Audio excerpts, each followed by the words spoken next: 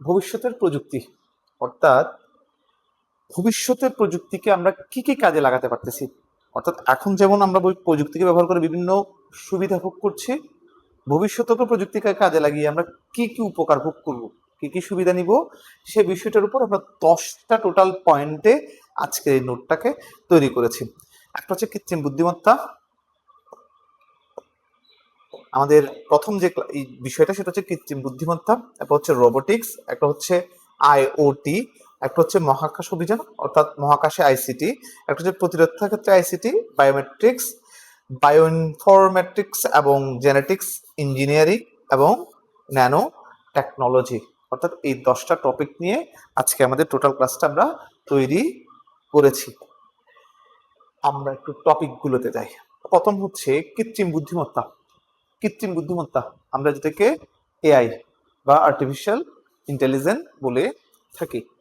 Artificial intelligence বা কৃত্রিম বুদ্ধিমত্তা জিনিসটা আসলে কি, এটাকে যদি আমরা সংজ্ঞায়িত করতে চাই তাহলে সেটা কি, আবেদনিক করতে সেটা হচ্ছে কম্পিউটারকে মানুষের মতো চিন্তা, শেখা ও সিদ্ধান্ত নেওয়ার ক্ষমতা প্রদানকারী প্রযুক্তি, অর্থাৎ এআই প্রযুক্তি। কি আমরা কিন্তু মোটামুটি এই চ্যাট জিপিটি, জেমিনি এগুলোর সাথে মোটামুটি পরিচিত, যেগুলোকে আমরা আর্টিফিশিয়াল ইন্টেলিজেন্স হিসেবে চিনি। ব্যাপারটা আসলে কি, সেটা হচ্ছে কম্পিউটারকে মানুষের মতো চিন্তা, শেখা ও সিদ্ধান্ত নেওয়ার ক্ষমতা প্রদানকারী প্রযুক্তি, অর্থাৎ তারা আমরা যে কাজগুলো এখন করি, তারা আমাদের কাজগুলোকে সহজ করার জন্য কিছু কৃত্রিম জিনিস, অর্থাৎ আমাদের চিন্তা শক্তির সাথে মিল রেখে তারা কৃত্রিম কিছু জিনিস আমাদেরকে দিয়ে দিচ্ছে। আপনি কোনো একটা সমস্যায় পড়ছেন, সেই সমস্যাটা এআই কে প্রশ্ন করবেন, সে দেখবেন যে আপনার সমস্যাটা সমাধানের জন্য কিছু সহযোগিতা আপনাকে দিয়ে দিচ্ছে, অর্থাৎ পরামর্শ আপনাকে দিয়ে দিচ্ছে।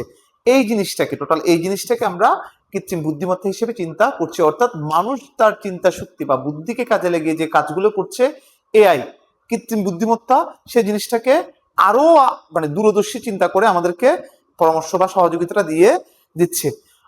কৃত্রিম বুদ্ধিমত্তা ডাটা বিশ্লেষণের মাধ্যমে বিভিন্ন প্ল্যাটফর্ম শনাক্ত করে এবং সে অনুযায়ী সিদ্ধান্ত গ্রহণ করতে, অর্থাৎ আপনি যে আউটপুটটা চাচ্ছেন তার কাছে, আপনি যে ফলাফলটা তার কাছে চাচ্ছেন সেটা প্রশ্ন আকারে তাকে যদি দিয়ে দেন, সে তার বিভিন্ন ডেটা আপনার প্রশ্নের উপর ভিত্তি করে বিভিন্ন ডেটা সংগ্রহ করে মোটামুটি তার উপর একটা ফলাফল আপনাকে প্রদর্শন করে দিবে। এটি মেশিন লার্নিং, ডিপ লার্নিং ও ন্যাচারাল ল্যাঙ্গুয়েজের প্রসেসিং এর সমন্বয়ে কাজ করে, অর্থাৎ কম্পিউটার যে ভাষা, অর্থাৎ মেশিনের যে কার্যক্রম, মেশিন ভাষা বলি আর কি, মেশিন লার্নিং, ডিপ লার্নিং ও ন্যাচারাল ল্যাঙ্গুয়েজ, অর্থাৎ আমাদের চিন্তা চেতনার সাথে মানে কম্পিউটারের যে একটা চিন্তা চেতনার সাথে সংযুক্ত করে সে আমাকে কি করে দিচ্ছে, একটা রেজাল্ট এনে দিচ্ছে। এআই ব্যবহারের ফলে স্বয়ংক্রিয়ভাবে সিদ্ধান্ত গ্রহণ করা, পূর্বাভাস প্রদান ও জটিল সমস্যা সমাধান সম্ভব হচ্ছে, অর্থাৎ কৃত্রিম বুদ্ধিমত্তাকে ব্যবহার করে আমরা যে কোনো সিদ্ধান্ত গ্রহণের ক্ষেত্রে ব্যবহারের ফলে স্বয়ংক্রিয় সিদ্ধান্ত গ্রহণ, অর্থাৎ একটা নিজে নিজে সে সিদ্ধান্ত গ্রহণের একটা ক্ষমতা আমাদেরকে দিয়ে দিচ্ছে। পূর্বাভাস প্রদান, কোন একটা জটিল বিষয়ের অনুমান নির্ভর একটা রেজাল্ট সে আমাকে দিচ্ছে। এবার হচ্ছে জটিল সমস্যার সমাধান সম্ভব হচ্ছে, অর্থাৎ যে কোনো কঠিন সমস্যাকে, যেগুলো আমাদের উত্তর জানা নাই বা আমি যেগুলো সম্পর্কে ধারণা পোষণ করতে পারছি না, সে মোটামুটি সে সম্পর্কে ধারণা আমাকে দিয়ে দিচ্ছে।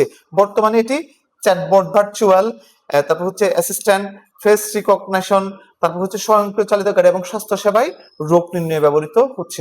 আপনি খেয়াল করলে দেখবেন, আপনি একটা ছবিকে মানে আপনি এডিট করতে চাচ্ছেন, আপনি এটাকে একে দিয়ে দিবেন, সে দেখবেন যে আপনার পছন্দের কাছাকাছি, মানে ওর ধারণা অনুসারে আপনি যে জিনিসটা চাচ্ছেন আপনার ধারণার কাছাকাছি সে একটা কি করে দিচ্ছে, আপনাকে ছবি রিপ্রেজেন্ট করে দিচ্ছে।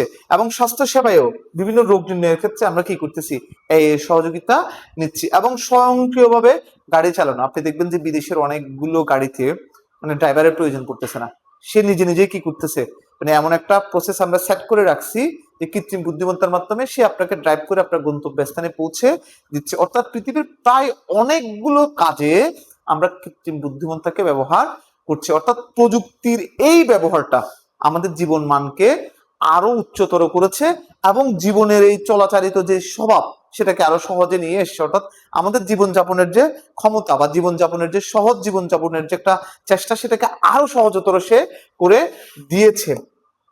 এবার হচ্ছে রোবোটিক্স, মানে রোবোটিক্স ধারণাটা কি, আসলে রোবোটিক্স জিনিসটা কি, আমরা আজকে সেটা একটু বোঝার চেষ্টা করি। রোবোটিক্স হচ্ছে স্বয়ংক্রিয় যন্ত্র বা রোবট তৈরি ও নিয়ন্ত্রণের প্রযুক্তি, অর্থাৎ স্বয়ংক্রিয় যন্ত্র বলতে কি বুঝি, যেটা নিজে নিজে কাজ করবে, যে যার জন্য শুধু একটা কমান্ড করলেই, আপনি একটা সেটিংস সেখানে বসাই দিলে, সেট করে দিলে, সে তার নিজের জ্ঞান দিয়ে নিজে নিজে করে ফেলবে, আপনাকে তার নিয়ন্ত্রণ করতে হবে না। সে নিজে নিজেই তার আপনার সেটিং অনুসারে বা কমান্ড অনুসারে কাজ করে ফেলবে। রোবট তৈরি ও নিয়ন্ত্রণের প্রযুক্তি। রোবোটিক্সের মাধ্যমে এমন যন্ত্র তৈরি করা হয় যা মানুষের কাজ অনুকরণ করতে পারে এবং নির্দিষ্ট প্রোগ্রাম অনুসারে কাজ করে। অর্থাৎ রোবট ভবিষ্যতে দেখবেন যে আমাদের মানুষের অনেকগুলো কাজ রোবট দ্বারা আমরা শেষ করে ফেলবো। অর্থাৎ তার মধ্যে আমরা এমন একটা সিস্টেম ইনস্টল করে দিচ্ছি যেটা আমাদের কাজকে সে স্বয়ংক্রিয়ভাবে করে দিবে। অর্থাৎ আমাদের যে চিন্তা চেতনা, আমাদের যে কাজ কর্ম পরিকল্পনা, তার মধ্যে আমরা একটা মানে সিস্টেম তার মধ্যে ইনস্টল করে দিচ্ছি। সেই সিস্টেম অনুসারে সে একদম কমান্ডটা পেলেই আমাদের কাজটা সে সহজেই শেষ করে দিবে। এই টোটাল ধারণা হচ্ছে। এতে সেন্সর, তারপর হচ্ছে অ্যাকচুয়েটর ও কন্ট্রোল সিস্টেম ব্যবহৃত হয়। শিল্প কলকারখানায় উৎপাদন বৃদ্ধি, চিকিৎসায় সূক্ষ্ম অস্ত্রোপচার, অস্ত্রোপচার ও মহাকাশ অভিযানে তথ্য সংগ্রহ এবং সামরিক ক্ষেত্রে ঝুঁকিপূর্ণ কাজ সম্পাদনে রোবট ভূমিকা পালন করে থাকে। কিরকম ব্যাপারটা, ধরেন চিকিৎসাতে, তারপর হচ্ছে আপনার এই এই সামরিক কাজে, সেগুলোকে কিভাবে আমরা রোবটকে ব্যবহার করতে পারি। আপনি দেখবেন যে সামরিক কাজের একটা এক্সাম্পল দিই আমি আপনাকে। ধরেন আমাদের অনেকগুলো বোম ডিসপোজাল ইউনিট আছে, আমরা সামরিক একটা অভিযান পরিচালনা করতে গেলাম, আমার ধারণা হচ্ছে কোথাও মাইন পুঁতে রাখছে। এখন এই মাইনটাকে আমি শনাক্ত করতে গেলে, মানুষ দিয়ে করতে গেলে একটা জীবনের ঝুঁকি তৈরি হচ্ছে, আমি সেখানে রোবটের অ্যাপ্লাই করতে পারি। সে কি করবে, তাকে আপনি কিছু সেটিংস সেট করে দিলেন, তার মধ্যে ইনস্টল করে দিলেন, আপনি যে কাজটা করতে চাচ্ছেন তাকে সে কমান্ডটা আপনি দিয়ে দিলেন, সে নিজে নিজে সে কাজটা করে আপনাকে টোটাল শেষ করে দিবে। কিন্তু সেখানে যদি আমি করতে যাই তাহলে আমার জীবনের একটা ঝুঁকি তৈরি হচ্ছে। অর্থাৎ এই যে রোবোটিক সিস্টেমটা, সেটা আমাদের কাজকে আরো অধিকতর সহজ করে দিচ্ছে। অর্থাৎ আমাদের দৈনন্দিন জীবনে ভবিষ্যতে যে রোবোটিক্সের যে একটা প্রভাব তৈরি হবে, সেই ধারণাটা আমরা এখান থেকে মোটামুটি অর্জন করতে পারলাম। এবার হচ্ছে ইন্টারনেট অফ থিংস, আমরা যেটাকে বলে থাকি হচ্ছে ইন্টারনেটের মাধ্যমে বিভিন্ন ডিভাইসের পারস্পরিক সংযোগ স্থাপন ব্যবস্থা। অর্থাৎ ইন্টারনেটের মাধ্যমে একটা ডিভাইসের সাথে অন্য একটা ডিভাইসকে কানেক্ট করার যে প্রযুক্তি, এটাকে বলতে পারি আমরা ইন্টারনেট অফ থিংস। আমরা ইংরেজিতে যেটাকে বলি আইওটি, মানে সংক্ষেপে যেটা বলি সেটা হচ্ছে আইওটি প্রযুক্তির মাধ্যমে বিভিন্ন ডিভাইস যেমন স্মার্টফোন, ফ্রিজ, টিভি, ক্যামেরা ইত্যাদি ইন্টারনেটের সাথে সংযুক্ত থাকে এবং তথ্য আদান প্রদান করে থাকে। অর্থাৎ এই প্রযুক্তির মাধ্যমে স্মার্টফোন, টিভি, ক্যামেরা ইত্যাদি আপনি একটা জিনিসের সাথে আরেকটা জিনিসকে কি করে ফেলতে পারবেন, কানেক্ট করতে পারবেন। অর্থাৎ ক্যামেরার মাধ্যমে আপনি টিভিকেও কন্ট্রোল করতে পারবেন, স্মার্টফোনের মাধ্যমে দেখবেন যে আপনি টিভিকে কানেক্ট করতে পারতেছেন, স্মার্টফোনের মাধ্যমে আপনি ক্যামেরাকে কানেক্ট করতে পারতেছেন। অর্থাৎ আপনারা অনেকগুলো ডিজিটাল প্রযুক্তি ইন্টারনেটকে ব্যবহার করে দেখবেন যে আমি এখানে বসে আছি, আপনি সহজে এটাকে কি দিয়ে এক্সাম্পল দিব আমি আপনাকে, কম্পিউটারের অনেকগুলো প্রযুক্তি, মোবাইল ফোনের অনেকগুলো প্রযুক্তি, অর্থাৎ ইন্টারনেট সংযোগের মাধ্যমে আমরা কি করতে পারি, সেগুলোকে নিয়ন্ত্রণ করতে পারি। এটি সেন্সরের মাধ্যমে ডেটা সংগ্রহ করে এবং সে অনুযায়ী স্বয়ংক্রিয়ভাবে কাজ সম্পন্ন করে। স্মার্টফোন, স্মার্ট টিভি, স্মার্ট কৃষি এবং স্বাস্থ্য সেবায় আইওটি ব্যাপকভাবে ব্যবহৃত হচ্ছে অথবা আমাদের উপকারে আসতেছে। এই টোটাল জিনিসটা আমরা একটু অন্যভাবে যদি দেখতে চাই, মহাকাশ অভিযান। মহাকাশ অভিযানের সংজ্ঞাটা কি? মহাকাশে অনুসন্ধান ও গবেষণা পরিচালনার কার্যক্রম। অর্থাৎ মহাকাশে গিয়ে কোনো বিষয়ের উপর গবেষণা করা এবং অনুসন্ধান পরিচালনা করার যে কার্যক্রমটা, সেটাকে আমরা কি বলতে পারি, মহাকাশ অভিযান বলতে পারি। এখন মহাকাশে দেখবেন যে আমাদের নভোচারীরা যায়, তারা কেন যায়? তারা বিভিন্ন তথ্য উপাত্ত ডাটা সংগ্রহ করতে যায়, অর্থাৎ সেই ডাটাগুলো তারা গবেষণার কাজে ব্যবহার করে থাকে। মহাকাশ অভিযানের মাধ্যমে গ্রহ, নক্ষত্র ও মহাবিশ্ব সম্পর্কে তথ্য সংগ্রহ করা হয়। স্যাটেলাইটের উৎক্ষেপণ, মহাকাশযান পরিচালনা এবং নভোচারীদের মাধ্যমে গবেষণা করা হয়। আইসিটি এর সাহায্যে মহাকাশ থেকে তথ্য সংগ্রহ করে আবহাওয়ার পূর্বাভাস, যোগাযোগ ব্যবস্থার উন্নয়ন এবং দুর্যোগ ব্যবস্থাপনা গুরুত্বপূর্ণ ভূমিকা রাখা হয়। অর্থাৎ মহাকাশ থেকে এই তথ্যগুলো, আমি যে কথাগুলো বললাম, যে পয়েন্টগুলো বললাম, সেগুলো সেই বিষয়ে তারা তথ্য সংগ্রহ করে আমাদেরকে দেয়, যাতে ভবিষ্যতে গবেষণা কাজে আমরা এই তথ্যগুলোকে কাজে লাগাতে পারি।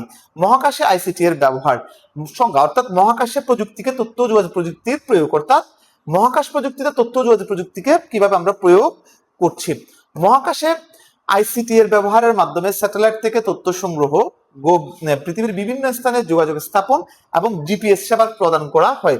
আবহাওয়া পর্যবেক্ষণ, টেলিভিশন সম্প্রচার, ইন্টারনেট সেবা এবং দুর্যোগ পূর্বাভাসে এটি অত্যন্ত গুরুত্বপূর্ণ ভূমিকা পালন করে। অর্থাৎ মহাকাশের আইসিটি এর কিভাবে আমরা ব্যবহার করতেছি, আমরা দেখবেন যে কতদিন আগে আমাদের একটা স্যাটেলাইট উৎক্ষেপণ হয়েছিল মহাকাশে। সেখান থেকে কি করছে, ওই স্যাটেলাইট থেকে আমাদের যে দেশীয় টিভি চ্যানেলগুলো সেগুলো কি হচ্ছে, পরিচালনা করছে। অর্থাৎ তারা এই স্যাটেলাইটের মাধ্যমে সেগুলোকে নিয়ন্ত্রণ করছে। অর্থাৎ এই যে একটা মহাকাশযান, অর্থাৎ মহাকাশে যে আমাদের যে গবেষণা কার্যক্রমের যে অংশ হিসেবে মহাকাশে আমরা বিভিন্ন জিপিএস ট্র্যাকারের মাধ্যমে তথ্য সংগ্রহ এবং তথ্য কি করি এক স্থান থেকে অন্য স্থান, এবং টিভি সম্প্রচার, ইন্টারনেট সেবা ইত্যাদি কি করে থাকি এই মহাকাশের মহাকাশ অভিযানের যে গবেষণার কাজকে কাজে লাগিয়ে আমরা সেখান থেকে এই সুযোগ সুবিধাগুলো পেয়ে থাকি। প্রতিরক্ষা ক্ষেত্রে আইসিটি দেশের নিরাপত্তা নিশ্চিত করতে তথ্য ও যোগাযোগ প্রযুক্তি ব্যবহার। অর্থাৎ প্রতিরক্ষা কি, প্রতিরক্ষার কাজ হচ্ছে আমাদের দেশের সাথে অন্যান্য দেশের যে দেশকে রক্ষা করার জন্য অন্যান্য দেশের আক্রমণ থেকে আমরা একটা প্রতিরক্ষা ব্যবস্থা তৈরি করে থাকি। সে প্রতিরক্ষা ব্যবস্থাতেও আমরা কি করি, আইসিটি কে ব্যবহার করে থাকি। কিভাবে সেটা করি, প্রতিরক্ষা ব্যবস্থা আইসিটি ব্যবহারের ফলে আধুনিক অস্ত্র, রাডার সিস্টেম, ড্রোন এবং সাইবার নিরাপত্তা ব্যবস্থা উন্নত হয়েছে। অর্থাৎ তথ্য ও যোগাযোগ প্রযুক্তির প্রতিরক্ষা ব্যবস্থায় আমাদেরকে একটা বিরাট ভূমিকা রাখছে। কি কি রাখছে সেটা, আধুনিক অস্ত্র, রাডার সিস্টেম, ড্রোন এবং সাইবার নিরাপত্তা ব্যবস্থা উন্নত হয়েছে। এর মাধ্যমে শত্রুর গতিবিধি শনাক্ত করা, দ্রুত তথ্য আদান প্রদান করা এবং নিরাপত্তা নিশ্চিত করা সম্ভব হয়। এটি দেশের সার্বিক নিরাপত্তা ব্যবস্থাকে শক্তিশালী করেছে। আমরা পয়েন্টগুলো যদি একটু দেখি, একটা হচ্ছে আধুনিক অস্ত্র, আইসিটির সাহায্যে আমরা আধুনিক যে অস্ত্র ভান্ডার সেগুলোকে আরো সমৃদ্ধ করতে পারছি। রাডার সিস্টেম, অর্থাৎ কোন দেশ আমাকে আক্রমণের কোনো পরিকল্পনা করতে পারছে কিনা বা করতে চাচ্ছে কিনা সেগুলো আমরা রাডারের মাধ্যমে সহজেই বুঝে ফেলতে পারছি। ড্রোনের মাধ্যমে আমরা কি করতে পারছি, আমাদের দেশের নিরাপত্তাতে কোনো ঘাটতি তৈরি হচ্ছে কিনা বা আমাদের দেশের নিরাপত্তা ব্যবস্থার উপর কোনো আক্রমণ হচ্ছে কিনা সেটা আমরা বুঝতে পারছি। সাইবার নিরাপত্তা, অর্থাৎ আমাদের দেশের যে নিরাপত্তা ব্যবস্থার যে সাইবার সিকিউরিটি আছে, অর্থাৎ আমার দেশের নিরাপত্তার যে ব্যবস্থা সম্পর্কে অন্য দেশে কোনোভাবে সেটাকে জেনে যাচ্ছে কিনা, আমাদের এই তথ্যগুলো কোনো চুরি করছে কিনা, সেগুলো আমরা কি করতে পারতেছি, আইসিটি সহযোগিতায় আরো বেশি সমৃদ্ধশালী করতে পারতেছি। এবার হচ্ছে আরেকটি কি জিনিস বলছিলাম, যে সেটা হচ্ছে সার্বিক নিরাপত্তা ব্যবস্থা, অর্থাৎ তথ্য আদান প্রদানের ক্ষেত্রে যে তথ্য আদান প্রদান, আমাদের একটা সামরিক নিরাপত্তা ব্যবস্থা একটা ইউনিট থেকে আর একটা ইউনিটে তথ্যকে সহজে কি করতে পারতেছি, আদান প্রদান করতে পারছি আমরা।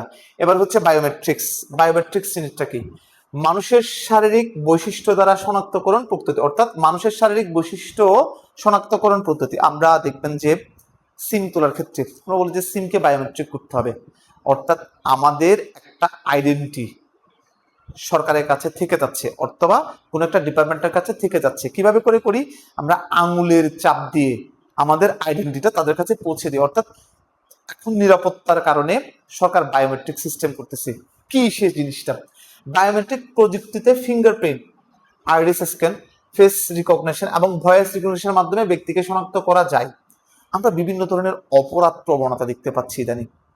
অপরাধী অপরাধ করার পর তার অপরাধকে ঢাকার জন্য বিভিন্ন পদ্ধতি কলা কৌশল অবলম্বন করে।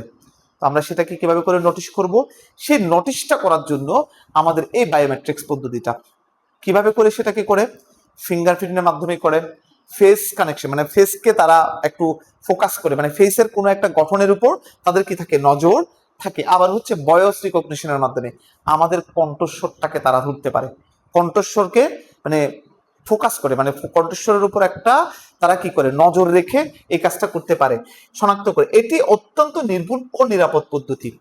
কিভাবে করে নির্ভুল ও নিরাপদ পদ্ধতি, দেখবেন যে আপনার ফিঙ্গারপ্রিন্টের সাথে অন্য কারো ফিঙ্গারপ্রিন্টের কোনো মিল থাকবে না। তাহলে কি করছে, আপনি কোনো অপরাধ করেছেন, সে অপরাধটা ধরার জন্য, আপনাকে শনাক্ত করার জন্য আপনার ফিঙ্গারপ্রিন্ট একটা বিরাট ভূমিকা রাখছে। ব্যাংকিং, পাসপোর্ট, জাতীয় পরিচয়পত্র এবং মূল নিরাপত্তা এই ধরনের ব্যবহার হয়ে থাকে। যেমন আমাদের ব্যাংকিং সিস্টেমে দেখবেন যে আপনি এই ধরনের একটা সিকিউরিটি থাকে, পাসপোর্টের ক্ষেত্রেও আমরা যখন পাসপোর্ট করতে যাই দেখবেন যে আমাদের ফিঙ্গারপ্রিন্ট নিচ্ছে, তার মানে এটাও বায়োমেট্রিক্সের একটা অংশ। জাতীয় পরিচয়পত্র, যখন জাতীয় পরিচয়পত্র তৈরি করতে চাই দেখবেন যে তারা আমাদেরকে বসিয়ে একটা ছবি নিচ্ছে, আমার ফিঙ্গারপ্রিন্ট নিচ্ছে, অর্থাৎ এই যে তাদের নিরাপত্তা ব্যবস্থা, অর্থাৎ আমার আইডেন্টিটি তৈরি করার জন্য তারা আমাকে পরিচয়পত্র দেওয়ার ক্ষেত্রে এই বায়োমেট্রিক সিস্টেমটাকে গুরুত্ব দিয়ে দিচ্ছে। মোবাইল নিরাপত্তার ক্ষেত্রে এটা ব্যাপক প্রয়োজন। যেমন আপনি দেখবেন যে আমাদের অনেকগুলো ফিঙ্গারপ্রিন্টের এখন মোবাইল তৈরি হয়েছে, অর্থাৎ টাচ স্ক্রিনে আমাদের ফিঙ্গারপ্রিন্ট ব্যবহার করতে হচ্ছে।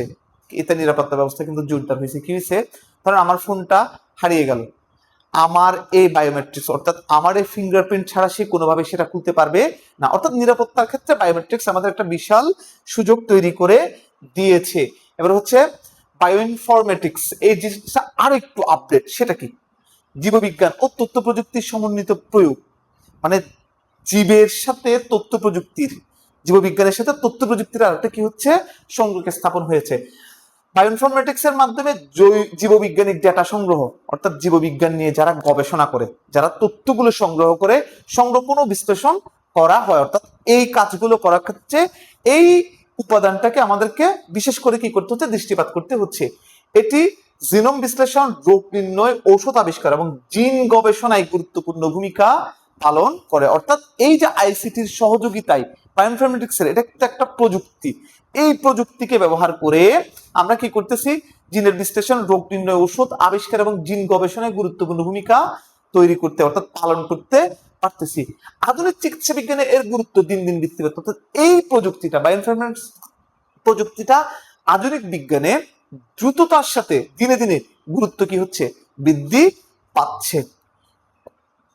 এবার আমরা জেনেটিক ইঞ্জিনিয়ারিং যে বিষয়টা, এটাকে মানে এই প্রযুক্তিকে কাজে লাগিয়ে আমরা কিভাবে করে আমাদের জীবন মানের পরিবর্তন ঘটাচ্ছি। জীবের জিন পরিবর্তনের প্রযুক্তি, জেনেটিক ইঞ্জিনিয়ারিং এই প্রযুক্তিটা আমাদের কি উপকারে আসতেছে, সেটা হচ্ছে জীবের জিন পরিবর্তনে আমাদের বিশাল একটা ভূমিকা রাখছে। সেটা কিভাবে করে রাখছে আমরা একটু দেখি। জেনেটিক ইঞ্জিনিয়ারিং এর মাধ্যমে জীবের জিন পরিবর্তন করে নতুন বৈশিষ্ট্য তৈরি করা যায়। এর মাধ্যমে উন্নত ফসল উৎপাদন, রোগ প্রতিরোধ ক্ষমতা বৃদ্ধি এবং চিকিৎসা ক্ষেত্রে নতুন প্রযুক্তির উদ্ভাবন হয়েছে। জিএমও এর মাধ্যমে খাদ্য উৎপাদনে বৈপ্লবিক পরিবর্তন আসছে। অর্থাৎ আমরা দেখবেন যে মানে একটা উদ্ভিদের জিনের পরিবর্তন ঘটে, অর্থাৎ জাতকে তার উন্নত করতেছি, একটা নতুন জাত উদ্ভাবন করছি, সেই নতুন জাতটাকে আমরা অন্য একটা জাতের সাথে সম্পর্ক স্থাপন করে ধীরে ধীরে জাত উন্নত হচ্ছে। আপনি অনেক সময় দেখবেন যে চিকিৎসা ক্ষেত্র, আপনি রোগ প্রতিরোধ ব্যবস্থাপনার চিকিৎসা ক্ষেত্রে এটা হচ্ছে কিরকম, আপনি একটা গাভীর জাত উৎপাদনের ক্ষেত্রে কথা চিন্তা করেন, একটা দেশীয় গাভীর থেকে আমরা বিদেশি বাছুর উৎপাদন করতেছি, তাহলে এগুলো কিভাবে করে করতেছি, এই জেনেটিক ইঞ্জিনিয়ারিং এর মাধ্যমে করতেছি।